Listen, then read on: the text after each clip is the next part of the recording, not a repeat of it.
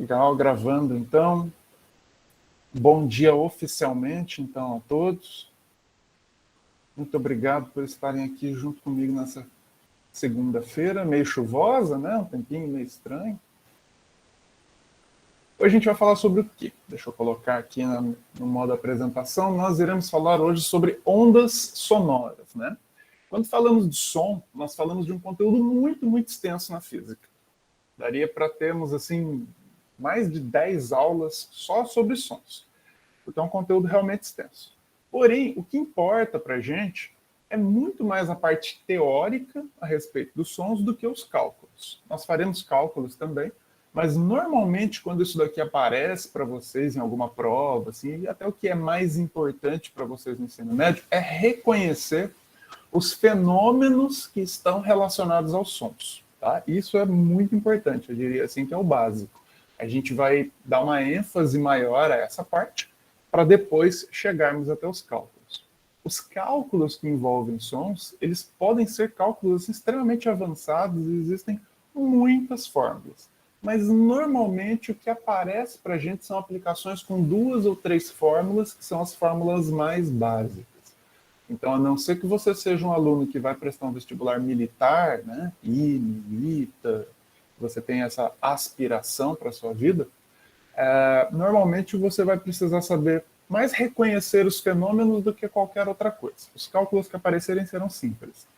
Agora, para esses vestibulares militares, eles já cobram outras fórmulas. Então, assim, no SIGA-A, eu dividi a nossa apresentação entre o material básico e o material complementar. Já está lá disponível para vocês. No material básico, vocês terão esse resumo aqui, ó, que é esse resumo do capítulo. Aqui está escrito o capítulo 19, porque é esse resumo aqui eu já pego pronto de um livro que eu tenho, mas vocês podem ignorar, mas tem um resuminho aqui. E vão aparecer algumas equações, ele é um material bem completo. Assim. Vocês verão que eu pegarei trechos desse resumo e a gente vai comentar alguns trechos, mas se alguém quiser, estarão todas as fórmulas aqui disponíveis. Tá? Agora, de repente, você olhou para uma fórmula dessa daqui, por exemplo, essa fórmula aqui é uma fórmula que eu não vou falar durante a aula, mas ele está aqui. Aí você fala, poxa, o que é essa fórmula aqui? O professor não falou na aula, eu quero aprofundar os meus conceitos. Se você quiser aprofundar, você vai para o material complementar. Então, lá no SIGA, além desse material básico, tem um material complementar, e vai ter tudo que eu falei ali em aula e mais alguma coisa, mais exercícios resolvidos, exercícios complementares. Então, você consegue fazer essa gestão ali da sua aprendizagem de acordo com o que você acha que você vai precisar, tá? É lógico que eu vou falar aqui para vocês, é o básico que vocês não conseguiriam começar sozinhos, né? Mas a partir desse básico que eu vou passar para vocês, vocês conseguem aprender qualquer outro conceito relacionado ao som, beleza? Então vamos lá, vamos começar aqui do básico. Ó. Ondas sonoras, a gente vai estudar as ondas sonoras, elas no ar, tá? Isso porque as ondas sonoras, elas podem se propagar em outros meios, podem se propagar na água, pode se propagar no metal, em qualquer meio material. Mas a gente vai olhar para elas se propagando no ar, que é normalmente o meio que nós estamos acostumados a lidar com essas ondas. Quando eu falo de ondas sonoras, é muito importante que você se lembre que essas ondas, elas têm natureza mecânica, ou seja, elas se originam de perturbações mecânicas, né? Vocês estão lembrados disso, que a gente tinha 2 tipos assim de ondas, tinham as mecânicas e tínhamos as eletromagnéticas. Aqui as ondas sonoras são mecânicas. Isso significa que eu preciso criar uma perturbação mecânica no ar para que essa onda se propague. Então eu preciso empurrar o ar para frente ou para trás. Como que a gente faz esse empurrão do ar para frente ou para trás? Normalmente com membranas. Vou dar um exemplo para vocês, um tambor. Um tambor, o que ele é? Ele é uma membrana esticada, normalmente um pedaço de couro, que é esticado, alguém vai lá e bate naquela membrana, a membrana se dilata para um lado, volta para o outro, e quando ela volta, ela empurra o ar para frente. Esse empurrão do ar cria uma onda sonora que se propaga, tá? Se propaga em todas as dimensões, para frente, para trás, para um lado, para o outro, para cima e para baixo. ok? Além disso, além de mecânicas, essas ondas, elas se propagam na forma longitudinal. O que significa uma propagação longitudinal? É uma propagação que eu falava para vocês que era como se fosse uma sanfona. Imagine uma sanfona andando. Né? Vai ser uma coisa mais ou menos assim, ok? Uma onda que se propaga na forma transversal, ela é aquela onda que sobe, desce, sobe, desce, conforme eu estou desenhando aqui para vocês. Daria para a gente imaginar o seguinte: se eu estivesse no mar e passasse uma onda por mim, eu iria subir e descer. Isso é uma onda transversal. Uma onda longitudinal, ao invés de me jogar para cima e para baixo, ela me jogaria para frente e para trás. Eu tenho uma figura aqui que ilustra um pouquinho melhor essas ondas longitudinais. Deixa eu colocar aqui para vocês, olha só, aqui do lado. Aqui, ó, eu tenho uma propagação longitudinal. Então, imaginem que eu tenho aqui uma membrana. Vou pegar meu grifo aqui. Aqui, ó. Essa aqui é a membrana. Ela foi para trás e para frente. Quando ela foi para frente, ela empurrou o ar e juntou as moléculas de ar. Então, criou uma região aqui que eu chamo de região de compressão. Depois de um certo intervalo de tempo, essa região de compressão, olha só, ela já se movimentou um pouquinho mais para frente. Depois ela está mais para frente e assim por diante. Então, eu tenho essa região de compressão se propagando no tempo. Aqui, vocês podem perceber que tem algumas regiões que estão C e outras regiões que tem um R. Tá vendo aqui esse R? Esse R são regiões de rarefação, é onde eu tenho menos ar. Compressão é onde eu tenho mais ar comprimido, rarefação é onde falta ar. Então eu tenho esses pontos de compressão e rarefação que se propagam no espaço, tá? Isso daqui é uma característica de uma onda longitudinal, ok? Eu sei que é um pouco difícil entender por meio desses desenhos, porque a gente não enxerga isso daqui. Mas nós temos uma sensação que nos permite compreender isso. Se você já ficou, por exemplo, em uma festa na frente de uma caixa de som, estava ali emitindo um som grave, por exemplo, uma música eletrônica, alguma coisa assim, você deve ter percebido o impacto do ar no seu peito. Já deve ter acontecido isso. Ou se alguém tem um som muito potente num carro e ligou ali aquele som em determinadas frequências, você consegue sentir o impacto dessas ondas no seu corpo, tá? Vocês já devem ter experimentado alguma sensação do tipo de ir numa festa, por exemplo, estar muito próximo de uma caixa de som, mesmo que você não escute o som, porque às vezes é um som muito grave e a gente não escuta sons muito graves, mas você consegue sentir o impacto do som sobre o seu corpo, tá? Já aconteceu isso com alguém? Eu não estou falando nenhum absurdo assim, né? Vocês já devem ter experimentado essa sensação. Exatamente. Aquele som que te empurra, assim, que você sente aquele impacto, é característica de uma onda longitudinal. Eu fico pensando, se o som não fosse uma onda longitudinal, ao invés dele te empurrar, ele iria tipo, te jogar para cima e para baixo, alguma coisa do tipo, assim, alguma coisa maluca iria acontecer, tá?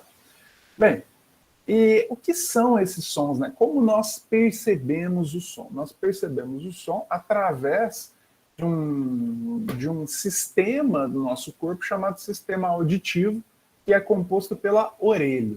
Quando eu falo orelha, é que a orelha é dividida em 3 partes. Eu tenho aqui a chamada de orelha externa, orelha média e orelha interna. Aqui já fazendo uma ponte ali com a biologia. A orelha externa é esse que é chamado de meato acústico externo, né? Essa parte física que vocês enxergam aqui, tudo isso daqui é a minha orelha externa. Depois da minha orelha externa, eu tenho minha orelha interna, e é isso daqui que importa para a gente. Na orelha interna, nós temos o tímpano, eu posso escrever aqui como se fosse uma membrana timpânica, que é como se fosse uma membrana de um tambor, tá? Essa membrana que é responsável por captar os sons externos que chegam do meio ambiente. Então vamos imaginar assim que chega aqui uma onda sonora empurrando o ar. Aqui dentro da nossa orelha externa eu tenho um canal cheio de ar. Esse ar ele é empurrado para frente e para trás e faz vibrar essa pequena membraninha aqui que é o tímpano, tá? E tanto é que a gente não pode pegar, por exemplo, um cotonete e querer limpar esse canal auditivo com um cotonete, com o risco muitas vezes de perfurar essa membrana que é o tímpano. Bem, essa membrana ela está ligada aqui a alguns ossinhos, vários ossinhos muito pequenininhos. Os dois principais ossos que nós temos é o martelo e a bigorna. Esse é o nome desses ossinhos, além de outros que nós temos. Esses ossinhos, eles vibram, tá? Eles têm um movimento em função dessa membrana timpânica e eles estão ligados aqui a outras áreas que fazem essa interpretação do som e que já estão lá na orelha interna. Quais são elas? São a cóclea. Vou pegar meu grifador, tá aqui. A cóclea é o principal, tá? E essa cóclea, ela está ligada aqui a um nervo auditivo. São esses dois nervinhos aqui que transformam esse sinal mecânico em um sinal elétrico. Então, é um negócio bastante sofisticado que a gente tem dentro da nossa orelha, né? E que faz uma transformação de um impulso mecânico, que empurra, né, o ar para frente e para trás, num impulso elétrico, e que aí nós temos um sistema ali cerebral que faz a interpretação desse sinal elétrico, tá? E temos a sensação do som. O que é importante do ponto de vista da física para a gente é essa passagem de algo mecânico para algo elétrico, tá? Aí, logicamente, dentro da biologia, vocês estudarão isso com uma maior riqueza de detalhes. Bem, essa daqui é a nossa sensação assim, do som, então, né? O nosso sistema auditivo. Vários fenômenos eles podem ocorrer em função do som. Por exemplo, um deles é a reflexão, a gente já estudou na aula passada, vocês fizeram até uma atividade a respeito disso, né? A gente tinha reflexão, refração, interferência, e nós veremos alguns desses fenômenos. A reflexão é um fenômeno que ocorre com quase todas as ondas existentes, e com o som não seria diferente. Algumas aplicações práticas da reflexão do som, elas existem no nosso dia a dia, como, por exemplo, um sonar de um navio, ele utiliza a reflexão do som para saber o que você tem lá embaixo do oceano, ou então um pescador que precisa localizar uma quantidade grande de peixes ali, um cardume, ele tem um sonar que ele consegue detectar onde estão aqueles peixes. Como que o sonar funciona? Bem, ele emite ali uma onda sonora, essa onda sonora ela desce, bate em alguma coisa, pode ser, por exemplo, o fundo do mar, e ela reflete, ela retorna, subindo novamente até o navio. Então, ele fica emitindo ali pulsos sonoros, sons, esse som bate e volta, e aí ele consegue saber, por exemplo, a que distância ele está do fundo do mar. Como que ele faz isso? Bem, o som ele se propaga, dependendo do meio, com uma velocidade constante. E vocês viram lá no primeiro ano do ensino médio que a gente tem uma formulinha que é velocidade igual a ΔS dividido por ΔT. Então, se eu souber a velocidade que o som se propaga na água, e isso a gente consegue saber, tá? Tem uma tabelinha lá, água do mar, a velocidade do som se propaga a tantos metros por segundo. Se eu souber o valor desta velocidade, basta que eu tenha um equipamento capaz de detectar o intervalo do tempo para que eu consiga descobrir a profundidade, por exemplo, do oceano. Então vocês veem lá num determinado canal de notícias na TV falando, olha, o pré-sal é um bolsão de petróleo que está a, sei lá, 17 quilômetros de profundidade. Estou chutando um valor aqui. Aí você pensa, poxa, como é que ele sabe que está a 17 quilômetros de profundidade? Por que não está a 13, não está a 30? Será que alguém foi lá, esticou uma régua lá no fundo do oceano para medir essa distância? Não. Eles fazem isso com o auxílio de sonares, tá? Então você emite um pulso, esse pulso vai, bate ali no fundo do oceano, retorna, quando você capta ele, você mede o tempo de ida mais o tempo de volta, você terá a distância de ida mais a distância de volta e saberá que é a profundidade. A mesma coisa um pescador, né? Ele vai lá, localiza com o auxílio de um sonar um cardume de peixes. Isso é muito comum de acontecer em pesca em alto mar. Aí ele fala, poxa, os peixes estão a 15 metros de profundidade. Ele vai lá e joga lá a isca dele a 15 metros de profundidade, ou coloca a rede lá a 15 metros de profundidade, e aí consegue pegar aquele cardume. Isso porque as distâncias em alto mar podem ser muito grandes, né, do navio até o solo ali do oceano. Deixa eu ver que tem uma pergunta ali no chat.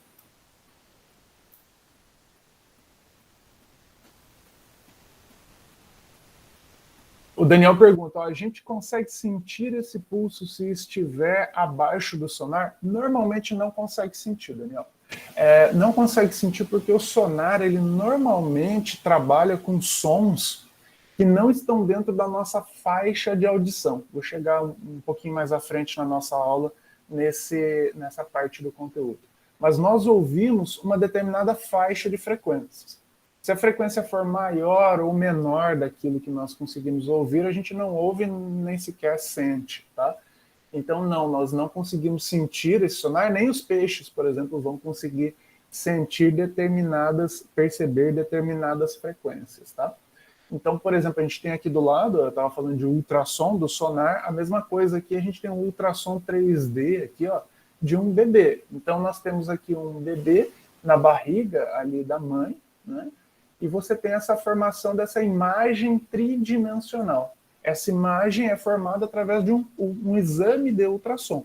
Então, o médico ele tem ali um aparelhinho que emite ultrassons, ele vai lá e coloca na barriga ali da gestante, tá? Você não ouve nenhum barulho saindo daquele aparelho, porque ele está fora da nossa faixa de frequência auditiva, ou seja, ele emite um som que nós não ouvimos.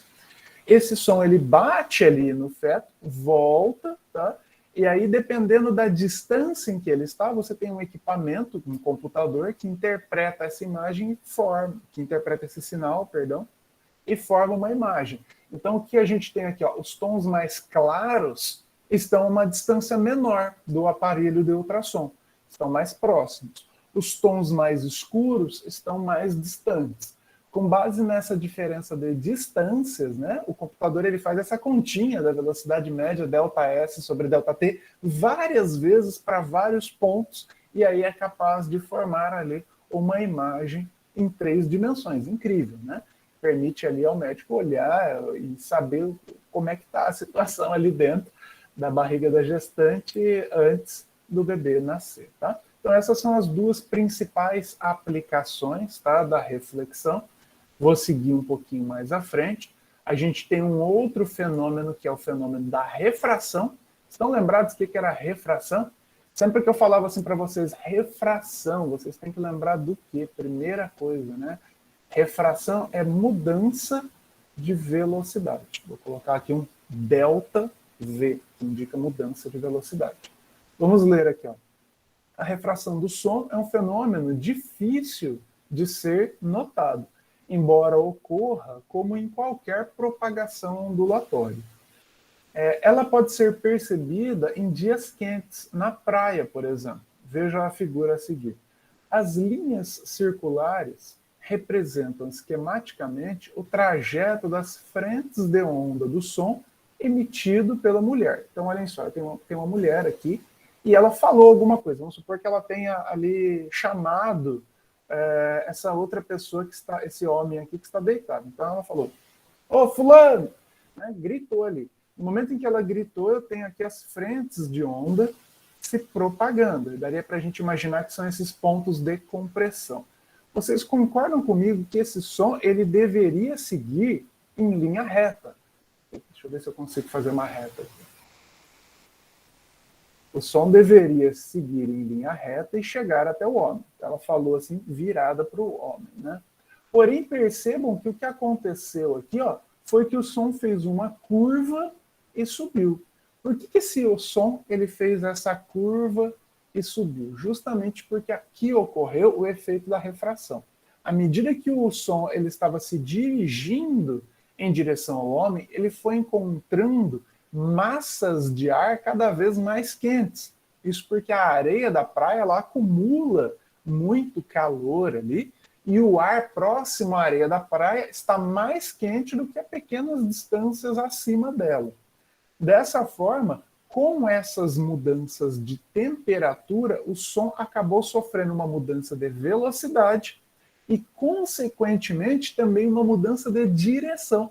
E aí ele subiu. Isso faz com que esse homem que esteja deitado na areia da praia praticamente não escute essa mulher que está em pé.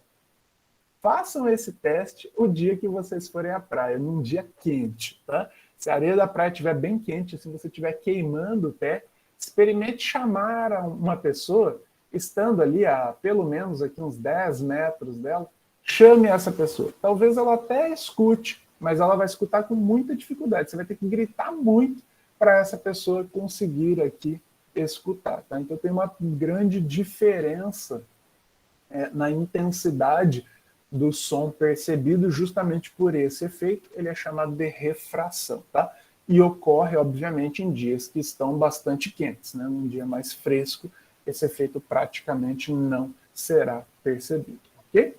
Então aqui temos a refração. Vamos voltar aqui para o nosso material resumo. Olha só, então nós temos os sons, que são ondas mecânicas longitudinais, ok?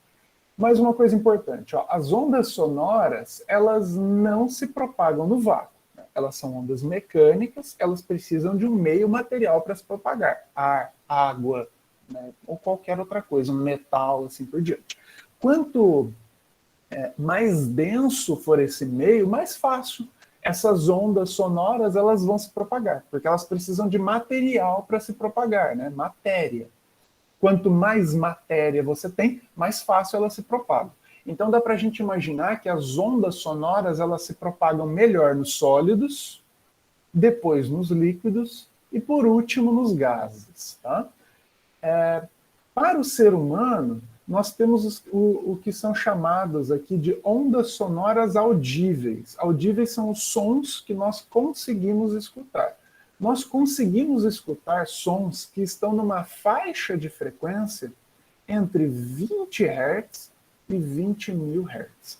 Sons de maior frequência ou de menor frequência, nós praticamente não escutamos. Tá? Porém, vários outros animais conseguem escutar. Vocês já devem ter visto, por exemplo, que existem uns apitos próprios para cachorros, onde a pessoa apita, a gente não escuta nada, mas o cachorro, ele olha, fica atento ali, incomoda ele até, e é muito utilizado para treinamento de alguns cães, pelo menos era utilizado, se não estou enganado.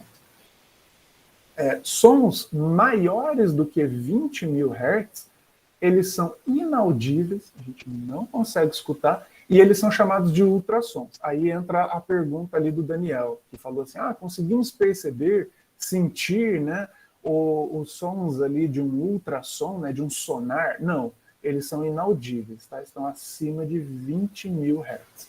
E também existem os sons que estão abaixo de 20 Hz, que nós chamamos de infrassons, que também são inaudíveis para os seres humanos, ok?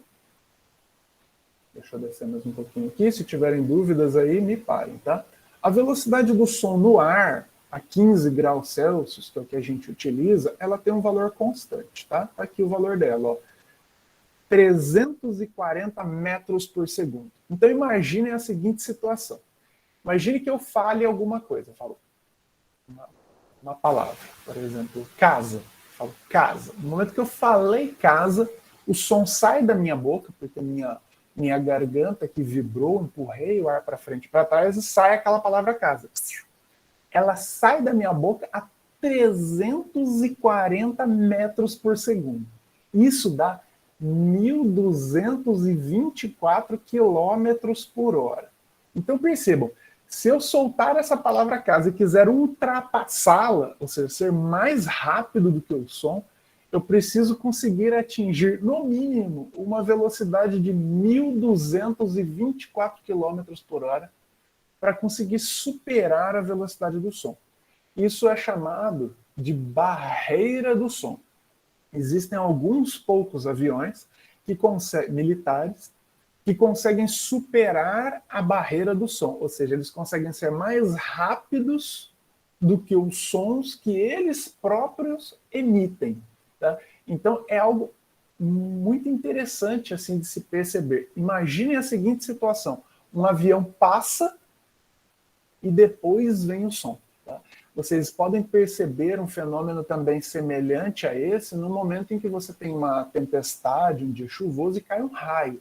Você observa ali o clarão do raio, né, a luz emanada ali de um raio, que é chamada de relâmpago, e depois de um certo tempo chega o som. Aí você ouve o som. Isso porque a velocidade da luz é maior do que a velocidade do som. Então, primeiro chega a luz, depois, só de um certo tempo, que vai chegar o som. Tá? Dentro da natureza, não se considera essa velocidade do som uma velocidade tão alta. Tá? Porém, para nós, seres humanos, é uma velocidade bastante elevada. Tá? Existe uma outra formulinha aqui que nos permite também calcular a velocidade do som em função da temperatura, mas ela é menos importante para a gente. O que eu quero lembrar é que normalmente os exercícios que trabalham com velocidade do som, eles são resolvidos por meio dessa equação da velocidade aqui, ó, que a velocidade é igual a ΔS sobre ΔT. Porque se você não tiver uma mudança de meio, ou seja, se o som sempre se propagar no mesmo meio, ele estará se propagando num tipo de movimento que vocês estudaram lá no primeiro ano como movimento uniforme. Aqui eu estou abreviando por MU, movimento uniforme. Ok? Bem, legal. Deixa eu descer um pouquinho, que eu quero mostrar aqui uma figura para vocês que fala justamente sobre aquilo que eu conversava antes com vocês. Não sei se dá para enxergar bem essa figura. Essa figura, ela, olha só, é uma figura que trabalha com uma faixa de frequências, então está aqui em cima escrito frequências, e eu tenho frequências que vão de 0,1 Hz até 1 milhão de Hz. O que eu quero que vocês olhem aqui? Ó? A audição humana, está aqui em amarelinho, ó. Ela vai daqui até aqui, tá? Justamente aquilo que eu havia falado para vocês antes. Existem sons em diferentes faixas de frequência, porém nós escutamos uma pequena faixa de frequências. As ondas conhecidas, as ondas sonoras propagadas por exemplo, terremotos, elas estão numa faixa de frequência que nós não escutamos. A gente não consegue, por exemplo, escutar um terremoto, saber que vai acontecer um terremoto, prever, né, um terremoto. A gente não escuta isso. Porém, existem animais que escutam, por exemplo, pombos. Olha só o pombo. Olha a faixa de frequência de um pombo. Um pombo escuta de 0,1 Hz até ali 10.000 Hz. Então o pombo ele consegue ter um espectro ali muito auditivo muito bom. Tanto é que alguns animais, como pombos e cobras, são utilizados em algumas regiões para prever terremotos. Prever, entre aspas, né? Não que eles tenham a capacidade de premonição, mas é que eles escutam. Eles conseguem escutar um terremoto à distância, porque aquela propagação ela ocorre muito bem nas rochas, né? Pelos meios sólidos, e aí eles conseguem saber que está chegando um terremoto, e aí eles têm um determinado tipo de comportamento, né? As cobras ficam agitadas, os pombos começam a andar em círculos, e aí você consegue saber que depois de alguns segundos haverá um terremoto naquela região, tá? Isso, obviamente, é um método antigo, né? Utilizado em algumas regiões onde não existiam sensores sismológicos. Sismológicos são sensores que conseguem captar esses movimentos, essas frequências e prever a existência de um terremoto. Então, sistemas avançados de prevenção a tragédias, né, são instalados hoje em dia em cidades onde existem chances grandes de você ter tremores de terras, e eles captam essas faixas de frequências que nós não conseguimos escutar, ok? Legal. Então aqui eu tenho vários animais, né? Camundongo, mariposa, elefante. Cadê o cachorro? Cachorro, tá aqui, ó. O cachorro ele tem uma faixa auditiva ó, muito parecida com o ser humano. Olha só. Ele consegue ouvir frequências um pouco maiores que um ser humano, até ali próximo dos 100 mil Hz, tá? Ele escuta um pouquinho melhor que o ser humano. Olha a galinha aqui, ó, coitado da galinha, né? A galinha não consegue escutar muito bem, não. A faixa de frequência da galinha é muito baixa.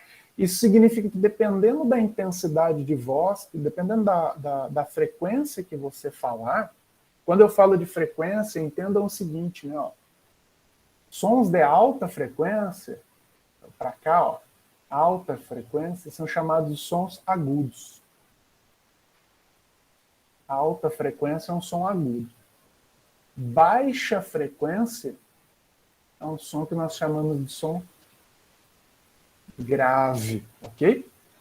Então, dependendo da frequência da sua voz, né, da forma como você se expressa ali, talvez a galinha ela não escute. Mesmo que você aumente o volume, grite, a galinha provavelmente ali não escutará, porque ela estará ouvindo numa faixa de frequência diferente daquela que você está falando.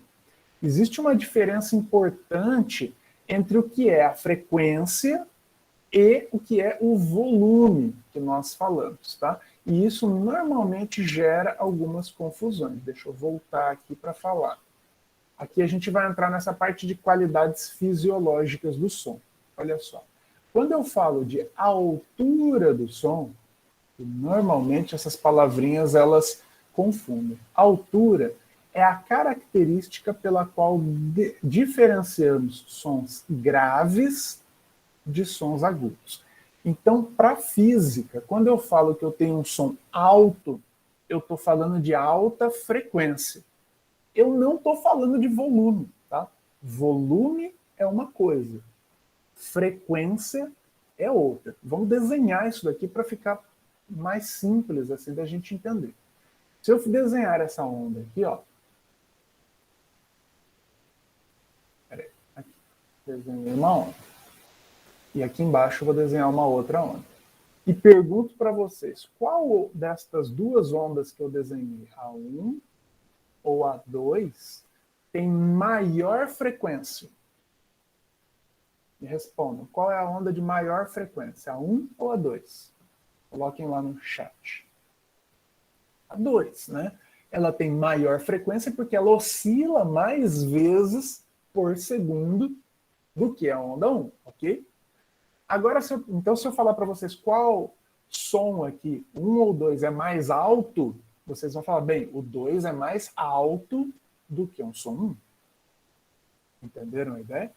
Mas isso não tem a ver com o volume do som. O volume é outra coisa. O volume, ele é definido pela intensidade do som. Então, na física, aumentar o volume significa deixar o som mais intenso. Esse seria o jeito físico correto de nós falarmos, né? Se você quer aumentar o volume, você fala, por favor, deixa o som mais intenso. Lógica, no dia a dia a gente não fala desta forma, né? Mas esse seria a definição correta dada pela física. Qual que é a diferença de um som fraco e de um som forte, né? Quanto ao volume, né? Um volume baixo e um volume alto. Ele se refere ao tamanho da onda. Então, é mais ou menos o seguinte, ó, você pode ter duas ondas iguais, mas de tamanhos diferentes, e elas terão volumes diferentes, tá? Ou intensidades diferentes. Deixa eu desenhar. Vocês conseguem perceber agora que eu desenhei mais duas ondas. Vou chamar de onda 3 e onda 4. Vocês concordam comigo que a onda 3 e a onda 4, elas têm a mesma frequência? Olha só, as duas oscilam a mesma quantidade de vezes por segundo. Né? Vamos contar as cristas aqui. Ó. Uma crista, duas cristas, três cristas, quatro cristas. A onda de baixo, mesma coisa. Ó. 1, 2, 3, 4 cristas. Elas oscilam em mesma quantidade, mas elas têm tamanhos diferentes. Ou seja, elas têm a mesma altura do som, tá? Que significa a mesma frequência, mas não têm a mesma intensidade, porque os volumes são diferentes. Essa daqui tem um maior volume. Essa daqui, ela tem um menor volume, ok? Então, não é apenas a frequência que determina se nós conseguiremos escutar uma onda sonora ou não. Além da frequência, nós temos também a intensidade da onda. Essas duas variáveis juntas, elas vão definir se nós conseguiremos ou não escutar uma onda sonora, tá? Tanto a altura quanto a intensidade. Trocando assim em palavras comuns no nosso dia a dia, eu diria tanto a frequência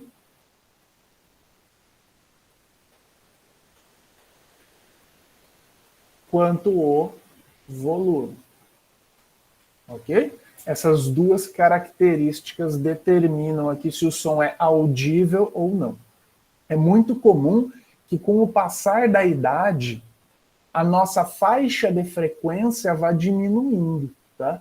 Então, em vez da gente ouvir sons naquela faixa de frequência que eu havia mostrado para vocês, essa faixa de frequência vai diminuindo cada vez mais. Às vezes, uma pessoa mais idosa, ela já não está escutando muito bem, e é comum que os filhos, os netos, eles achem que a pessoa não escuta por conta do volume, e aí passem a falar cada vez mais alto, tá? Quando, na verdade, o que está acontecendo é que a pessoa tem uma perda de frequência auditiva. Okay? Então, lembrem-se dessas duas grandezas aqui, tá? Deixa eu apagar aqui para não ficar muito poluído.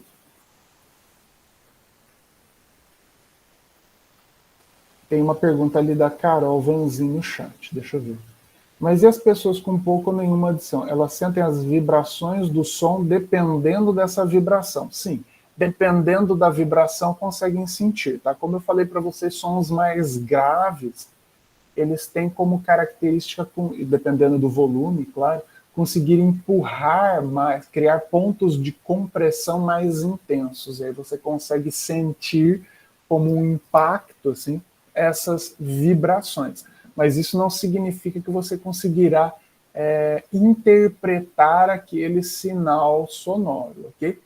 Às vezes, alguns músicos contam a história, conseguem até criar composições com essas vibrações, mas isso porque eles conhecem muito bem as vibrações ali, por exemplo, de um determinado instrumento musical.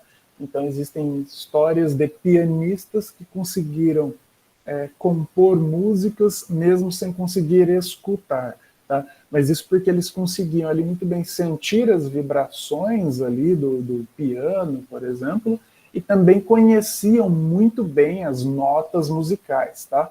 E aí sim conseguiram chegar a grandes composições. Mas são casos muito específicos. Deixa eu avançar mais um pouquinho aqui. Bem, o que é importante que a gente também saiba, né? O som ele se propaga em 3 dimensões. Então, se a gente tem uma fonte sonora, então aqui tem a letra F aqui no centro, à medida que você se afasta dessa fonte sonora, o seu som ele vai ficando menos intenso, ele vai perdendo intensidade, tá? E essa perda de intensidade, ela se dá em função de uma área aqui. Quanto mais longe você fica, menos intenso ele fica, mas não é uma grandeza diretamente proporcional. E existe uma diferenciação, graças a essa diferença criada, entre o que é a intensidade e o nível de intensidade. Espera aí que deu uma tela azul aqui. Existe uma diferença entre intensidade e nível de intensidade. Quando a gente fala a palavra intensidade na física, normalmente a gente se refere à intensidade da fonte. Então vamos imaginar uma caixa de som está emitindo um som com uma determinada intensidade. Não necessariamente é aquela intensidade o que você percebe, porque dependendo da distância em que você se encontra da caixa de som, você vai encontrar sons de maior ou menor intensidade. O volume vai ficando mais fraco. É isso que eu quero dizer. Quanto mais longe você está, mais fraco ficará esse som. E nós conseguimos medir tanto essa intensidade quanto esse nível de intensidade em quantidades diferentes, tá? Vocês sabem que os sons, quando você vai comprar um rádio, um som, um fone de ouvido, ele normalmente define se ele é mais intenso ou menos intenso em função da potência. Né? Então tem lá, potência, 100 watts. Já viram isso? Né? Normalmente a intensidade é definida em termos da potência. Agora, quando a gente fala de nível de intensidade aqui, a gente tem que considerar essa potência dividido por metros quadrados, que é a diferença de área que você está daquela fonte. Deixa eu mostrar um gráfico para vocês, para isso ficar um pouquinho mais simples. Olha só, esse gráfico, apesar de complexo, explicando ele, vocês vão compreender bem. Olha só, eu tenho o que é chamado de intensidade e tem o que é chamado de nível de intensidade, que é o som que nós percebemos. Então, a intensidade se refere à qualidade física, é o que realmente está acontecendo. Se eu pegar um medidor e estiver a determinada distância de uma fonte, eu vou medir ali uma certa potência em metros quadrados. Potência, watts, divididos por metros quadrados. Então, eu vou medir uma certa intensidade. Ah, mas a quantidade que eu percebo no meu organismo, né, humano, ela é medida em uma quantidade diferente, tá? Ela é medida em um nível de intensidade que leva em consideração aquela faixa de frequência que eu falei para vocês. Porque determinadas frequências a gente não escuta, outras frequências elas chegam até a incomodar a nossa audição. Essa faixa de frequências que leva em consideração os aspectos do nosso corpo, ela mede em uma unidade, uma grandeza chamada decibéis. Então a gente consegue medir o som em uma grandeza chamada decibéis, que é válida apenas para o nosso corpo humano. Tá? Ela é um pouco, vamos assim dizer, descolada dos aspectos físicos, daquilo que realmente acontece da natureza. Ela é uma escala utilizada mais para a gente compreender as nossas sensações do som. Tá? Então aqui eu tenho um gráfico, eu tenho dois gráficos sobrepostos, tanto um gráfico de intensidade quanto um gráfico de nível de intensidade medido em decibéis. E a gente tem aqui, por exemplo, olha só, a área do som, que é o que está em laranja, aqui nessa cor um pouquinho diferente, aqui quase que rosado, e ela vai lá. Bem, a área do som, ela sai ali de 20 Hz até 20.000 Hz, né? Então tem lá. O limiar de audição, ele coloca aqui, ó, limiar de audição. Essa linha aqui de cor azul aqui, ela é o nosso limiar de audição. Então, por exemplo, se eu tiver um som, eu vou colocar aqui, ó, nesse pontinho aqui, ó, não sei se dá para enxergar o ponto aí na tela de vocês, que tem uma frequência de 50 Hz e uma intensidade de 20 decibéis, que é a mesma coisa que 10 a menos 10 watts por metro quadrado, nós não escutaremos. Lembra que eu falei para vocês que o som ele tem duas variáveis para ele ser audível ou não, tanto a intensidade quanto a altura. Né? Então a gente precisa de uma associação de duas variáveis. Esse gráfico ele cria essa associação de duas variáveis. Se eu tiver, por exemplo, um outro ponto, vou colocar aqui, ó, eu tenho um som de 100 Hz a 40 decibéis. Eu consigo escutar? Sim, eu consigo escutar. Está aqui na área do som. Tá? Eu tenho algum instrumento musical capaz de emitir um som a 100 Hz e 40 decibéis? A resposta é não. Está vendo que eu tenho em verde aqui a região da música. Região da música significa os sons emitidos por instrumentos musicais. Eles estão todos ali dentro da faixa de frequência e dessa intensidade. E eu tenho aqui a região da fala, em rosa, tá? Que são as faixas de frequências que nós falamos e também os níveis de intensidade que nós também falamos. Deixa eu mostrar um outro gráfico para vocês que vai ficar um pouquinho mais simples de entender o que são esses decibéis. A escala decibel é uma escala muito interessante, é uma escala logarítmica, que nos permite ali, a partir do limiar de audição, a partir de um nível 0, estabelecer valores para diferentes volumes, ou seja, para diferentes ali, intensidades do som. Então, por exemplo, o limiar de audição está aqui no 0. Né? Se eu tiver, por exemplo, o som do vento em folhas de árvores, isso aqui está numa escala e vale 10 decibéis.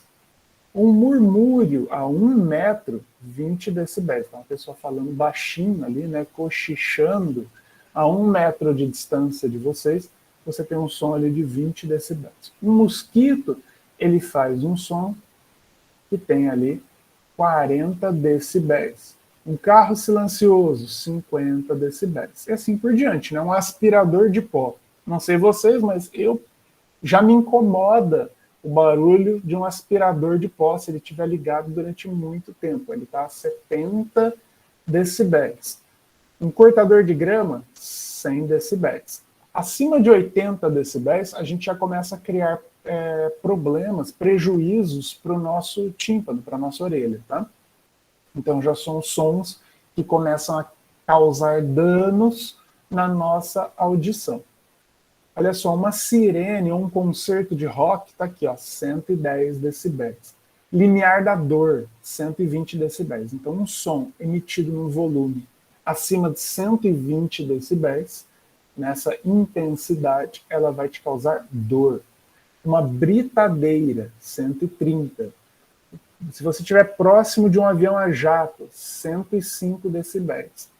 E talvez um dos maiores sons aqui, artificiais, 200 decibéis, o lançamento de um foguete, né? Se você estivesse a 50 metros de um foguete sendo lançado lá pela NASA, 200 decibéis. Vejam que o limiar de dor é 120, então não dá para ficar perto de um foguete aqui sem sentir dor.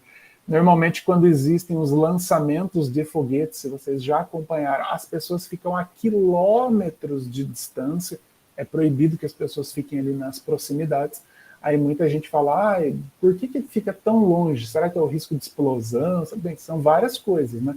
Tanto o risco de explosão, quanto interferências que aparelhos eletrônicos que as pessoas possuem podem causar ali no lançamento do foguete, como também um limiar de audição. Você tem que calcular uma distância mínima ali para você não deixar as pessoas ali sem audição por conta de um lançamento de um foguete, ok? E essa escala decibel, eu falei para vocês que ela leva em consideração, então, esses aspectos fisiológicos, né? E quando eu falo que ela leva em consideração, eu tenho aqui uma fórmula que nos permite calcular essa escala decibel. Vocês não vão precisar decorar essa fórmula de forma nenhuma, tá? O que eu quero apenas de vocês nesse momento é que vocês entendam o que ela significa. Então eu tenho aqui uma variável grega, beta, que é a variável associada à escala decibel, tá? Eu quero que vocês olhem que ela é uma escala logarítmica. Então, vocês já devem ter estudado os logaritmos na matemática, tem determinadas aplicações, né? E ela é definida em termos aqui de duas variáveis, ó, a variável intensidade e a variável I0 aqui, que é a intensidade mínima percebida pelo ser humano. Então é uma escala que leva em consideração assim, partindo do mínimo que uma pessoa escuta. Então, esse mínimo a gente define como 0. Então, existem sons que podem estar abaixo desse valor, mas a gente vai desprezar, a gente vai começando do 0, que é onde a pessoa escuta, onde as pessoas começam a escutar. Isso é chamado de limiar da audição. Tá aqui, ó. Essa intensidade inicial é o limiar da audição. Então, a partir desse limiar de audição, cria-se uma escala logarítmica de base 10, lá, tá? há valores que são, bem, infinitos ali, tá? Então, você tem diferentes valores aqui de intensidade que podem ser colocados. Quanto maior ali o volume, maior essa intensidade, ok? Então, beleza, deixa eu descer um pouquinho mais aqui, deixa eu ver o que mais que temos. Dúvidas até aqui, pessoal?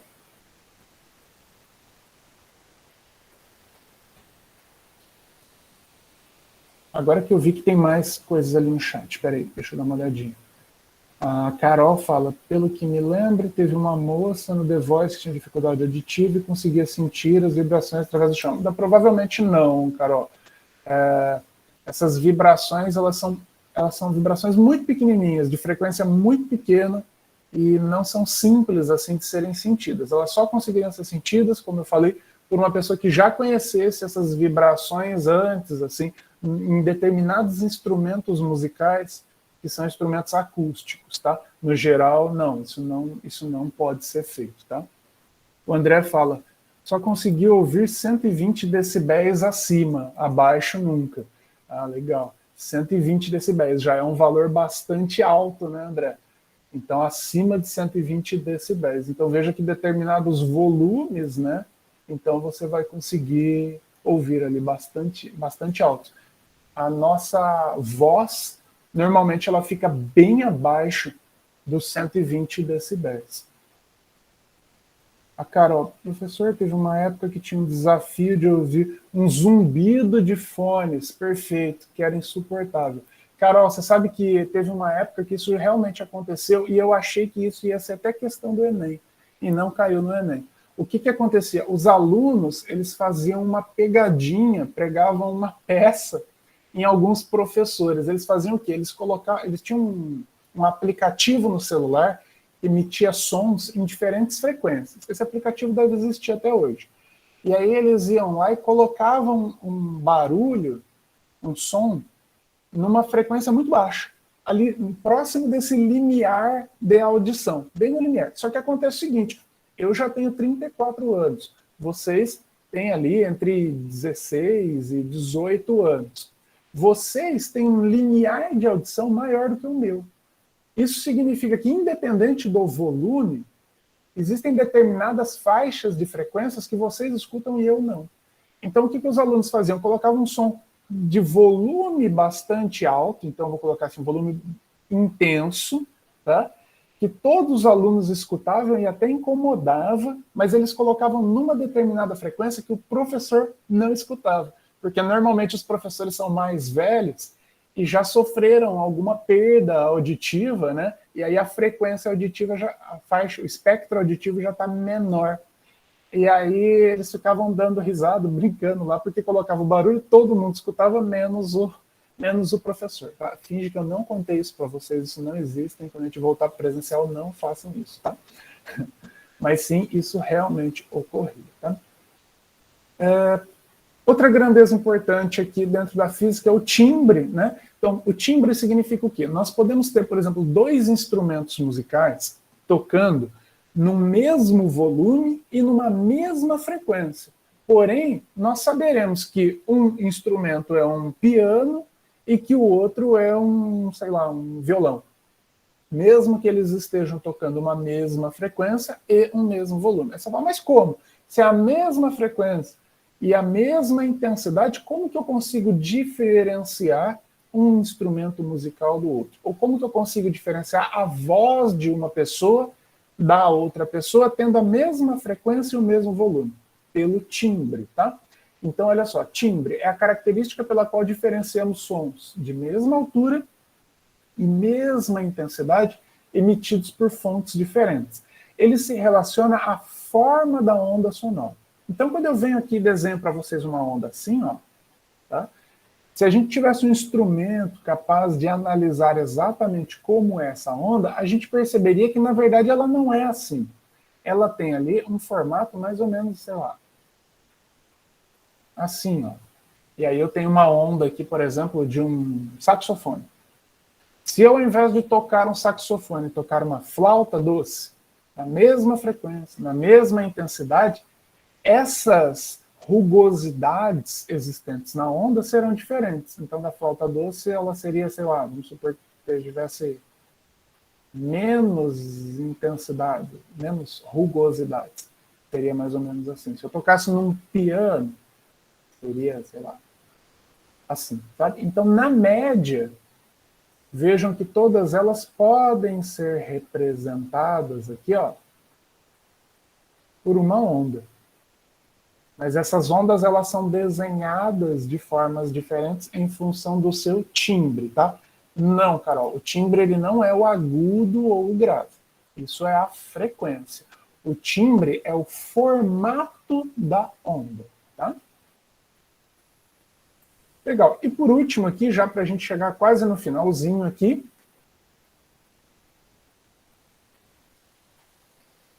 três fenômenos. Como eu falei para vocês, quem for prestar um Enem, é muito importante prestar atenção nesses fenômenos, nessa parte conceitual, teórica, né? Três coisas que podem acontecer aqui com sons emitidos e refletidos. Então, imagine que eu esteja dentro daqui do meu escritório e ele esteja sem muitos móveis, e aí eu falo e o som ele bate na parede, volta, e aí eu começo, dependendo da situação, a observar alguns fenômenos diferentes. Um primeiro fenômeno que pode ocorrer é chamado de reforço. O que é o reforço? Você tem o som direto e um som refletido que alcançam a orelha do seu ouvinte praticamente ao mesmo instante. Então, se você tiver num determinado local e tiver um som de reforço, o que vai acontecer é que você vai ouvir o som que você está falando, só que com um volume mais alto. Você tem um tipo de interferência aqui construtiva em função da reflexão do som. Então o som bateu em algum obstáculo, voltou, mas voltou em fase e criou uma interferência construtiva. Tá? Isso é chamado de reforço. Além do reforço, você pode ter a reverberação. Na reverberação você tem um atraso. Então vamos imaginar assim, ó, eu tenho a orelha aqui, né? Nossa, eu vou desenhar uma orelha, né? Vamos supor que isso aqui seja uma orelha. Aqui é a cabeça da pessoa. Então você tem uma onda sonora chegando aqui, né, que é a onda, por exemplo, da sua fala, e você tem uma outra onda que bateu numa parede, alguma coisa está refletindo, e ela está chegando com um certo atraso. Ela está assim, ó, um pouquinho atrasada. Tá? Se esse atraso ele for menor do que 0,1 segundos, tá? Há um prolongamento da sensação auditiva. Prolongamento da sensação auditiva significa que você vai falar uma palavra e você vai ter uma impressão de continuidade da palavra, como se você estivesse falando mais devagar, tá? Você tem ali um prolongamento, uma distorção. Não sei se tem alguém aí que toca guitarra, você não tem aquela distorção na guitarra, você toca uma determinada nota musical ali, aí depois você tem um instrumento ali junto da guitarra que você cria uma distorção, que é um prolongamento, seria algo mais ou menos assim, tá? E por último, a gente tem o eco. Quando que o eco acontece? Quando você tem um intervalo de tempo maior do que 0,1 segundos, a onda que você está emitindo, né, da sua fala, e a onda refletida, elas estão tão distantes, né, mais do que 0,1 segundos, que você é capaz de ouvir aquilo que você falou depois de um certo tempo. Então a pessoa fala, o som bate em algum obstáculo, volta, e aí ela ouve a voz dela. Então é um fenômeno bastante interessante. É muito difícil ouvir o eco. Tem gente que chega num determinado, por exemplo, num apartamento, assim, sem móveis, fala, e aí fala, olha, professor, eu consigo ouvir o meu eco em determinada região. Não, provavelmente você ouviu a reverberação. A reverberação é o som que bateu, voltou e criou um prolongamento daquilo que você está falando. O eco seria alguma coisa assim, eu falo, casa. O som bate, volta, eu ouço, casa. Certinho, sabe? Eu ouço toda a palavra depois de eu já ter terminado de falar. Então é muito difícil ouvir o eco. Eu, pelo menos, nunca ouvi eco. Eu já ouvi reverberação em determinados locais que eu fui, que eram lugares muito abertos, assim, e que não tinham obstáculos, tá? Então o eco é difícil da gente ouvir. Esse 0,1 segundos é uma medida importante que vocês precisam saber, que vocês precisam decorar. Se algum exercício falar para vocês, olha, está ocorrendo um eco em determinada região, calcule, lá, ele não vai te dar essa informação do 0,1 segundos. Você vai ter que saber, tá? Por último aqui, a gente tem um fenômeno conhecido como batimento, tá? O batimento nada mais é do que uma onda estacionária, que eu expliquei para vocês na aula passada, que ocorre com o som, tá? E ele acontece, tem até uma figura aqui que me permite demonstrar melhor isso daqui, quando você tem duas ondas de frequências muito próximas que acabam criando interferências construtivas e destrutivas, tá? E aí esse fenômeno, ele é chamado de batimento. Ele provoca um som onde você percebe um volume mais alto, depois um volume mais baixo. Um volume mais alto, um volume mais baixo em sequência. Esses volumes mais altos e mais baixos, eles são chamados de batimentos. Aqui, então, eu tenho uma interferência destrutiva e depois uma construtiva. Tá vendo que as ondas se coincidem aqui, ó? Então é construtivo. Na destrutiva, elas estão certinhas, ó, uma o contrário da outra, uma destruindo a outra, fora de fase. Você tem uma fase positiva e uma fase negativa, coincidentes. Depois você tem aqui, ó, interferência construtiva, depois destrutiva, e assim por diante. Isso aqui vai provocar esse fenômeno chamado de batimento. Eu quero que vocês imaginem uma orquestra. A dificuldade, se vocês forem assistir a uma orquestra sinfônica algum dia, eu quero que vocês imaginem. Imagine uma orquestra onde você tem 5 pessoas tocando violino ao mesmo tempo.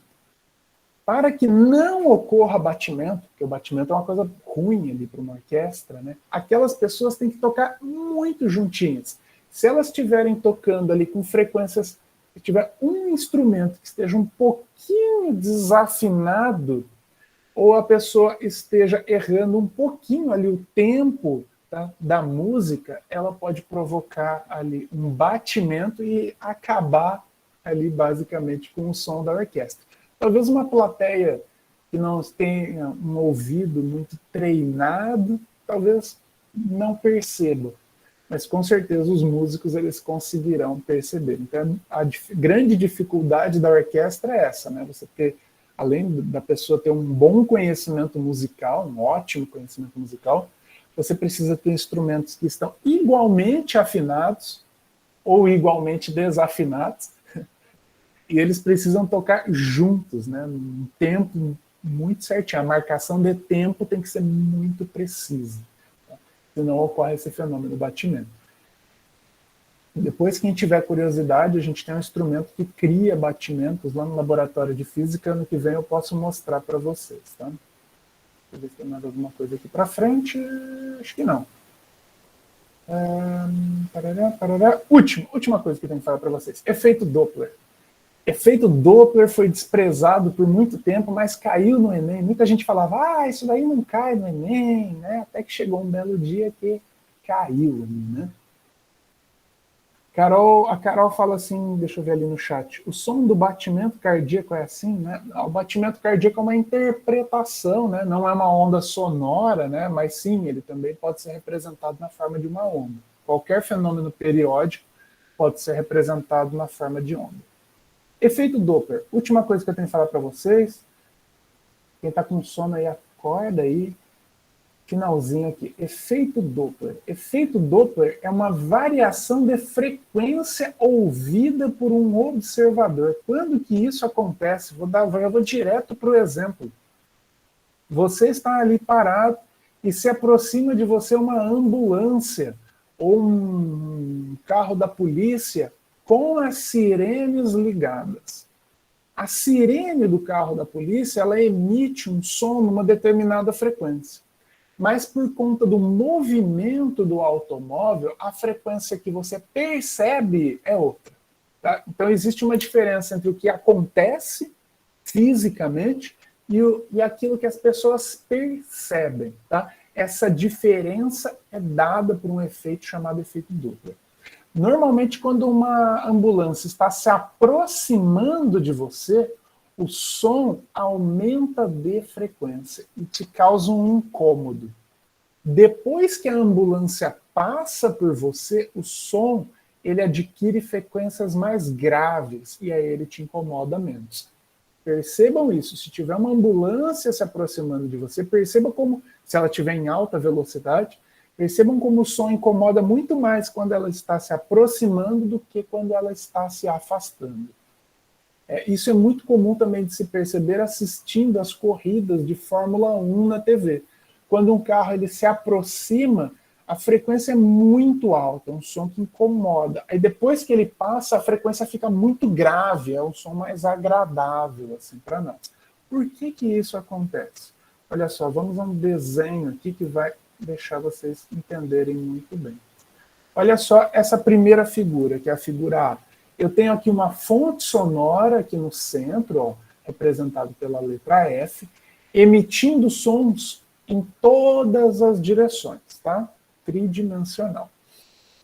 Imagine que essa fonte F, ela passe a se movimentar. Quando ela passou aqui a se movimentar para a direita, as ondas que estão à frente delas começaram a ficar mais próximas. E aquelas que estão para trás começaram a ficar com maior comprimento de onda. Deixa eu desenhar aqui para vocês para entender melhor. Olha só, se eu fosse desenhar aqui essas ondas, elas estariam assim, ó. Todas com o mesmo comprimento de onda. Agora, nesse meu segundo desenho, quando a fonte está se movimentando, percebam que atrás da fonte você tem um comprimento de onda maior e à frente da fonte você vai ter um comprimento de onda menor. Está vendo que as ondas estão mais juntinhas aqui nessa parte da frente do que na parte de trás? Como elas estão mais juntinhas, você tem um menor comprimento de onda e uma maior frequência. Maior frequência vai significar para a gente sons mais agudos. E aqui você tem uma menor frequência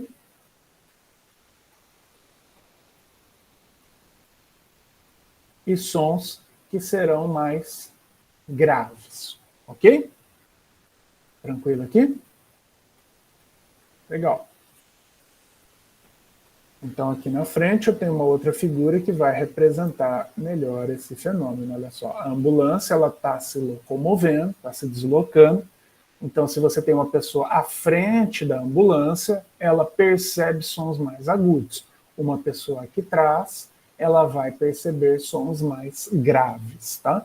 Existe uma fórmula para a gente calcular isso, ela está colocada aqui na frente para vocês, olha só. Está aqui, ó. A frequência percebida, que é o F', ouvida, é igual à frequência da fonte da ambulância vezes uma diferença de velocidades, tá? Então tá aqui, ó, a velocidade do som mais ou menos a velocidade do ouvinte dividido pela velocidade do som mais ou menos a velocidade da fonte, que é a ambulância. Professor, como que eu vou saber se é mais ou se é menos? Bem, depende para onde a ambulância está indo, né? Ó, se ela estiver vindo para cá, é mais, né? Se ela estiver vindo para cá, é menos, né? E assim também o ouvinte, ele pode estar parado ou em movimento, tá? Então vai depender ali do sentido que você adotar, ok? Mas eu não me preocuparia com a fórmula, nunca vi cair, tá? Mas mais em reconhecer o fenômeno. Mas se você tiver interesse, lá no material complementar eu tenho exercícios. Esse efeito Doppler ele pode chegar no extremo, né? Se no lugar da ambulância eu tiver um avião, por exemplo, pode ser que esse avião ele consiga chegar numa velocidade que é a velocidade do som. Lembra que eu falei para vocês a velocidade do som? 340 metros por segundo. Então imagine, por exemplo, aqui um avião viajando exatamente ali na velocidade do som. Perceba que ele estará criando ondas na frente dele, que a frequência ali vai se tornando tão alta, tão alta, tão alta, que você provoca um fenômeno que é um cone sonoro, um estrondo sonoro, tá?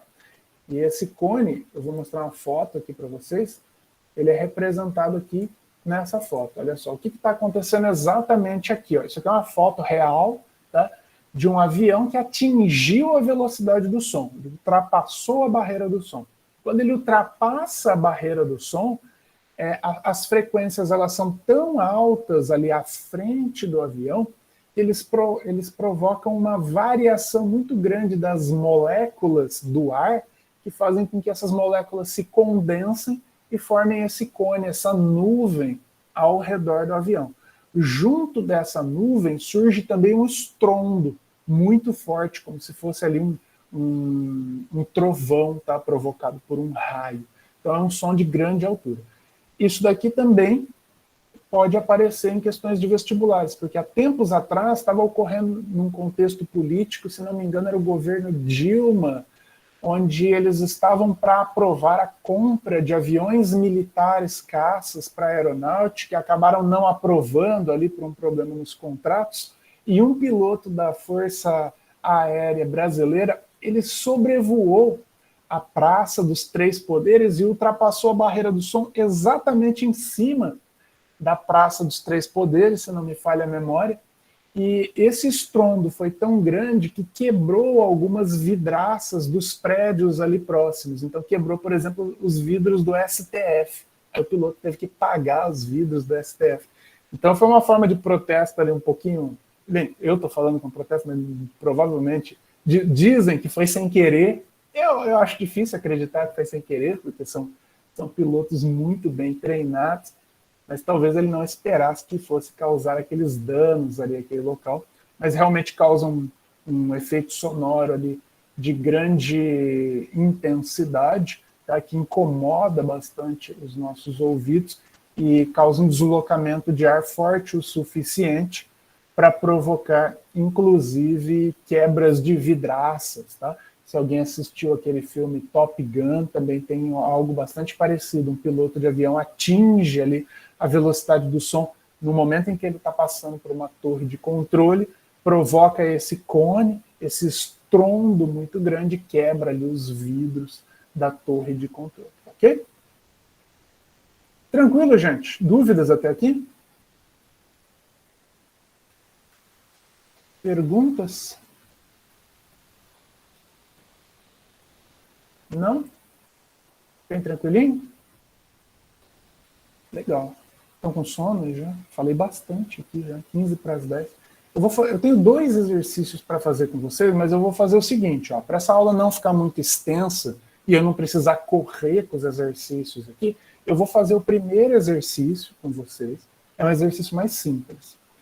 Aí a gente termina a aula, mas eu vou colocar para gravar e eu deixo gravado esse segundo exercício para vocês lá no Cigarro, tá? Então, vocês vão entrar, vai ter assim, aula parte 1, aula parte 2. Na aula parte 2, a gente vai ter esses dois, aliás, o segundo exercício, que ele é um exercício um pouquinho mais longo e um pouquinho mais complexo. Ele é mais dificilzinho, assim, leva ali uns 20 minutos para explicar para vocês. Mas a aula ficaria muito, muito longa, tá? Então, vamos fazer o primeiro aqui, ó, que é provavelmente um exercício que apareça para vocês aí no Enem, uma coisa do tipo. Muito provável que seja esse primeiro. Ou então algum de interpretação gráfica, que eu já coloquei lá nos questionários. Olha só esse primeiro exercício. Ele fala assim, ó, suponha que a velocidade do som no ar, numa determinada região, seja de 340 metros por segundo. Deixa eu anotar esse valor aqui, ó. Velocidade 340 metros por segundo. Qual a menor distância, então, qual a menor distância, distância D,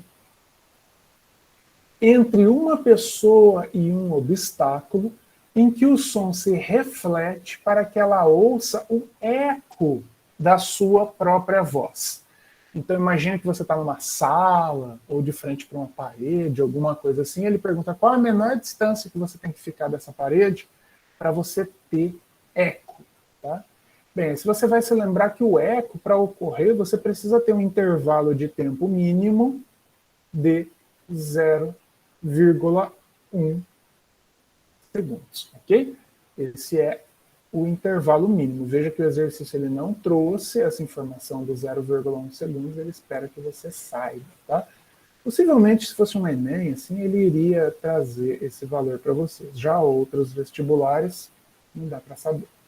Então, bem, eu vou calcular aqui. O som ele se propaga num movimento uniforme, então a velocidade é ΔS sobre ΔT. No lugar desse ΔS, eu vou colocar aqui o D, que é a distância. A velocidade do som está aqui, 340, é igual a D dividido por 0,1. Então, eu vou ter D é igual a 340 vezes 0,1, que vai me dar 34 metros. Aí, se fosse um exercício de alternativas, ia ter lá, alternativa A, 10 metros. Alternativa B, 17 metros. C, 20 metros. D, 34 metros. E, 40 metros. Aí você ia fazer esse exercício, ia falar, olha só, achei, tá aqui, ó. 34 metros, ia marcar a alternativa D, todo feliz, e erra. Tá? E eu trouxe esse exercício de propósito, porque ele aparece muito, e o pessoal erra muito. O que aconteceu aqui? Por que você errou? Aqui eu tenho uma pessoa, olha só. Uma pessoa bonita aqui, né? E ela tem um obstáculo aqui na frente dela. No momento em que ela falou, o som foi, bateu nesse obstáculo e retornou. E voltou. Aí a pessoa ouviu o eco dela. Esse 0,1 segundos, ele se refere ao tempo de ida mais o tempo de volta. Então, esses 34 metros, eles são a distância de ida mais a distância de volta, da volta. Entenderam? É como se a pessoa caminhasse até a parede e voltasse. Aí dá 34 metros. O exercício perguntou aqui, ó, qual a menor distância entre a pessoa e o obstáculo. Então, a menor distância, ele vai ser 34 dividido por 2. Então, serão aqui 17 metros. Tá? Tem que ter muita atenção com isso daqui, para não errar aqui. Tá? Quando a gente trabalha com eco, a gente chega normalmente em medidas, em valores de tempo ou de distância, e a gente tem que lembrar que a gente tem que dividir por 2, porque normalmente o tempo que se dá é o tempo de ida mais o tempo de volta do som. Se a gente acha um valor aqui que é a distância, essa distância vai ser de ida mais a distância de volta. Então, 17 metros de ida mais 17 metros de volta dá 34. Então, a resposta correta aqui, ó, é a alternativa B, 17 metros, tá? Eu tenho que tomar muito cuidado com essas continhas aqui com relação a isso, tá? É a pegadinha assim que mais aparece, que normalmente é onde o pessoal erra. Às vezes ele fala assim, pede para vocês acharem o tempo, a pessoa acha o tempo ali, esquece de dividir por 2 também, pode aparecer exercício desse tipo, e aí acaba errando o exercício, ok? Esse daqui é o exercício mais básico, é normalmente o que aparece. Para quem está preocupado com o Enem, repito ali, ou aparecerão exercícios bastante simples, como esse daqui que eu resolvi, ou aparecerão exercícios onde vocês têm que reconhecer um fenômeno. O que está acontecendo é uma interferência, uma reflexão, um eco, uma reverberação, e aí vocês viram aqui na aula que tem bastante coisa. Tirando isso, é muito difícil aparecer algum exercício mais complexo, tá?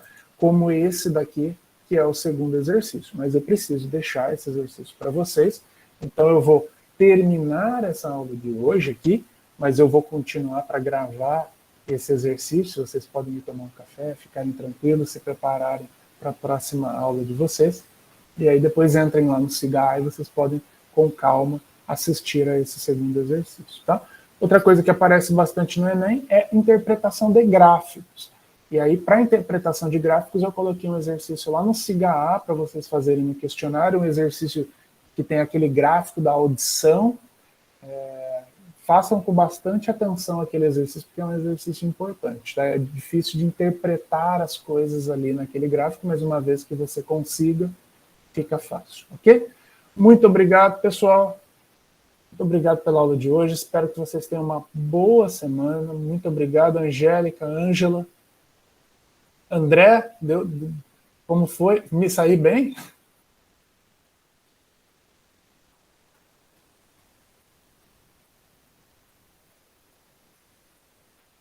Legal, que bom. Gente, se tiverem dúvidas, quem está aí ainda, quarta-feira à tarde, vocês podem marcar ali aquela aula extra, tipo recuperação paralela, para tirar qualquer dúvida, tá?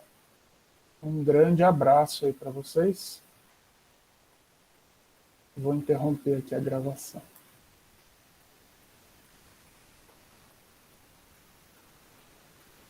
Valeu, professor. Um bom dia e uma boa semana aí.